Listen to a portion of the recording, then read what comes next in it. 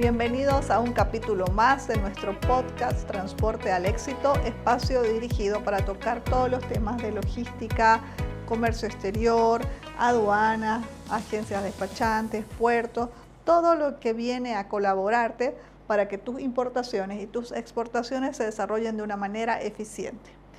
Gracias, Alejandra. Vamos a continuar con nuestra invitada de lujo, la gerente general de la empresa Arribares. Muchas gracias por aceptar la invitación nuevamente. Gracias, Ana Cari, por la invitación, un privilegio. Alejandra, me gustaría mucho que nos hables un poquito acerca de tu experiencia dentro de lo que viene a ser el comercio exterior. Llevo 15 años de experiencia en el mundo logístico y comercio exterior. Durante ese tiempo, con el servicio que ofrece Arribares, almacenaje, distribución nacional, local y todos los servicios que son inmersos que implican el servicio de almacenaje como picking, packing, reoperados, maquilas. 8 años gerentando en la empresa Cetrans Bolivia como gerente comercial dedicada a la venta de servicios marítimos, aéreos y terrestres, tanto en importación como en exportación. Y ahí quiero puntualizar también un nuevo servicio de Arribares, que es el transporte internacional de carga terrestre, que nosotros actualmente estamos dando. Llegamos tanto a Puerto Arica como Iquique, tanto para import como para export. Perfecto, entonces tenés una experiencia bastante amplia en todo lo que viene a ser el rubro de comercio exterior. Bueno, ya que estás mencionando que ustedes también desarrollan la parte de transporte internacional de cargas puntualmente desde los puertos de Arica y los puertos de Iquique, sabemos que en este momento está súper sensible el tema de transporte terrestre. Me gustaría pasarte algunas consultas que son muy usuales, sobre todo en la parte de importaciones. ¿Cómo ha afectado en tu rubro este cambio del tipo de cambio? Nos ha impactado de forma negativa porque ha hecho que se fluctúe bastante el tema de los fletes. Esto nos ha implicado en que dentro del rubro para el tema de mantenimiento de los camiones, que son los activos primarios para el servicio, el poder adquirir una llanta, cambio de repuesto, el alza de combustible, materiales e insumos que nos permiten el poder operar de forma normal, obviamente eso tiene un incremento y eso va a afectar directamente a nuestro rubro. Fuera de ello también hay bastantes fluctuaciones y que los paros de 53 días que tuvimos nos ha afectado también de forma negativa. Hay una consulta muy frecuente y es la siguiente, más que nada se va para la parte de las tarifas o la parte de los precios de los fletes que realmente están muy elevados. Se supone que hace varios meses atrás los fletes de transporte terrestre se incrementaron y ya se estaba cobrando al tipo de cambio paralelo.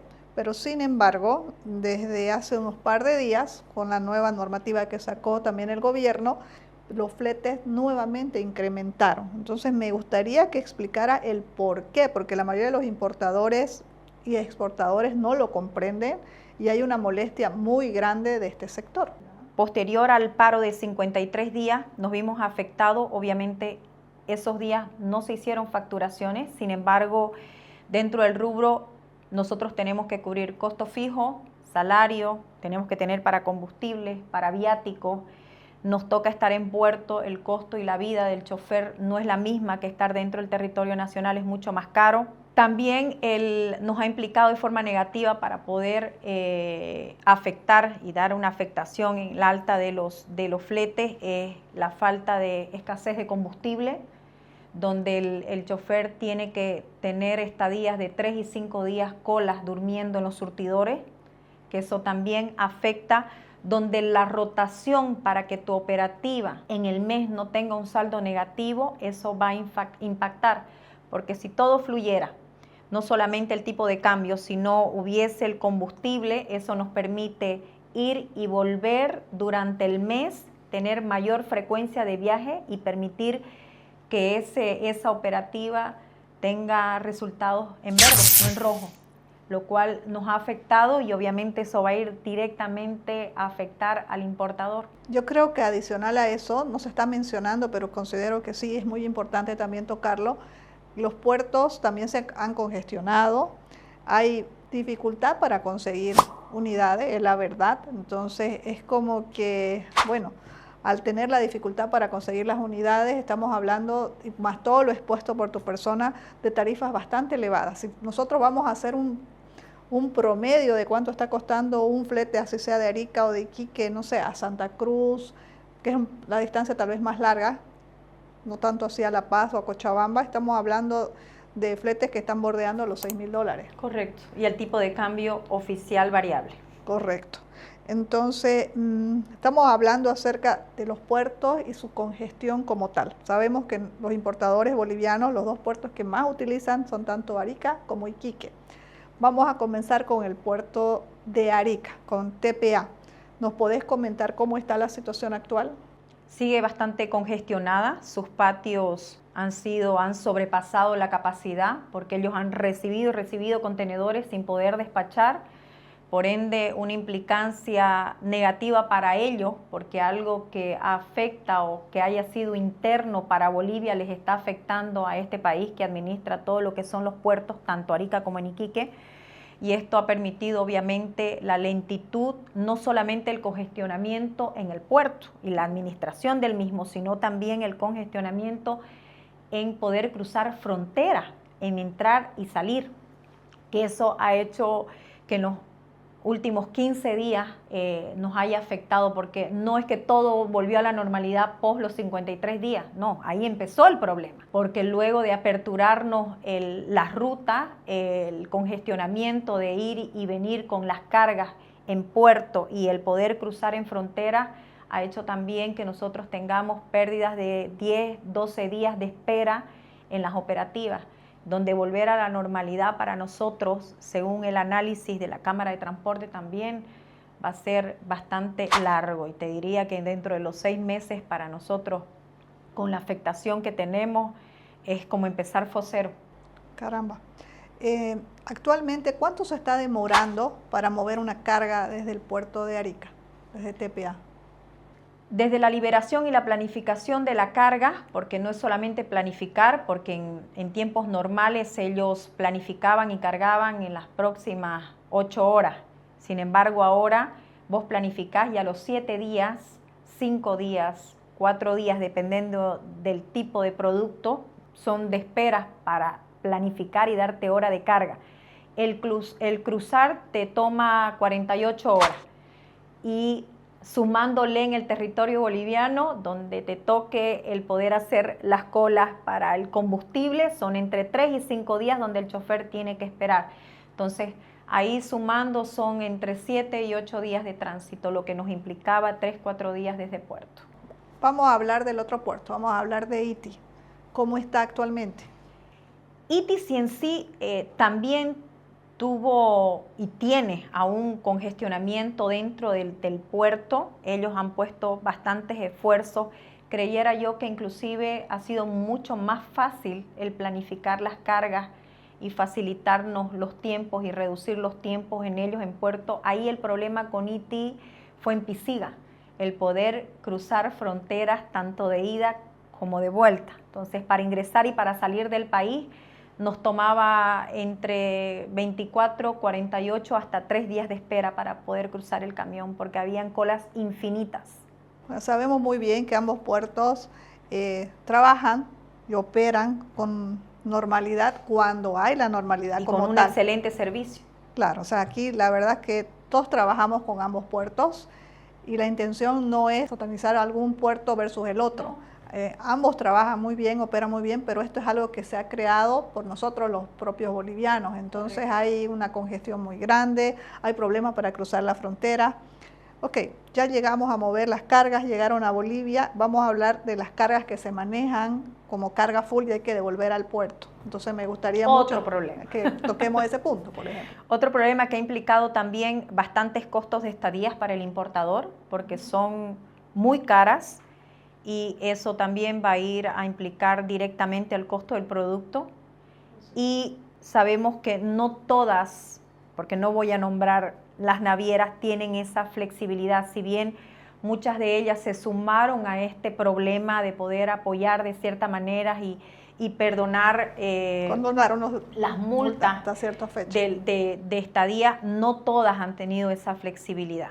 Entonces, ahí se han visto afectados no solamente nosotros, porque también el retornar implica exactamente el mismo proceso operativo como volver a puerto. Tener el combustible para retornar, el desespero de poder reducir los tiempos para no castigar al importador en sumarles días de estadías, porque hubo un rango de fechas donde hubo la condonación para los pagos de estadías y multas. El tema del tipo de cambio, Alejandra, manejar el actual tipo de cambio, que sabemos el tipo de cambio paralelo, ¿cómo lo ve a corto plazo? Todo lo que queda el mes de julio en lo que se refiere a los fletes, porque sí, ya estamos acercándonos para más de la mediados de julio. ¿Qué perspectiva tenés para lo que viene a ser este mes de julio y el mes de agosto?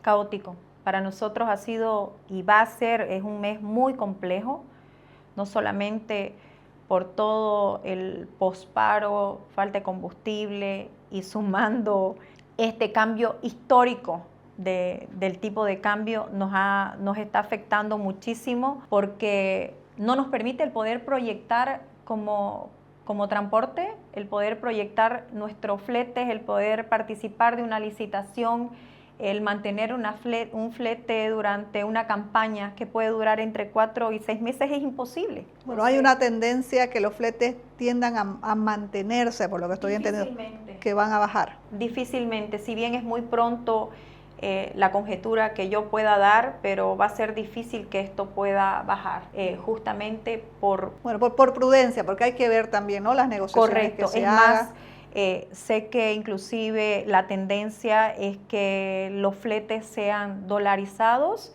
y actualizados al tipo de cambio que está en el día. Entonces, imagínate cómo podés proyectarte, cómo podés participar en una licitación de esa manera. Es imposible. Ok, yo te agradezco muchísimo. Hay una consulta que nos hicieron justo los días que había el famoso bloqueo. ¿Qué rutas alternativas ustedes utilizaron? Porque no es que no se podía mover absolutamente nada 100%. Somos bolivianos y siempre buscamos alguna alternativa adicional para poder mover nuestras cargas. ¿Ustedes tuvieron rutas alternativas? Sí, se tuvo la ruta alternativa andina, que eran, obviamente, esto permitía solamente aquellas cargas que llegaban hasta Oruro. Entonces, de Oruro tomábamos toda la parte andina, que es llegar hasta Potosí, de Potosí, Sucre, Sucre, Tarija, Tarija, Villamonte, Villamonte, Camiri, Camiri, Santa Cruz. Y esto implicaba 800 y 1.200 kilómetros adicionales de lo normales que tenemos de Arica a Santa Cruz. Obviamente eso también implica directamente a la cantidad de combustible y eran fletes exorbitantes. Sí, sí, sabemos, fletes realmente exorbitantes. Y no solamente era que había importadores que lo querían asumir por el desespero de tener su carga y por la necesidad de tener su carga en tiempo y forma. Estamos hablando de fletes que bordeaban los $10,000. Pero rutas nuevas que también nos ha tocado malograr tu camión en la parte mecánica, el que ni siquiera el flete caro pagó. Sí, lo sé. El luego hacerle mantenimiento al camión, porque eran rutas que no te imaginaste. Terrible. Ok, Alejandra, tenemos muchísimo para poder seguir compartiendo. Te voy a hacer una invitación para un siguiente capítulo. Te agradezco muchísimo. Gracias por la invitación. Y a todos ustedes muchas gracias por seguirnos todos los viernes a las 8 de la noche en el primer podcast de comercio exterior en Bolivia, Transporte al Éxito. Compartan.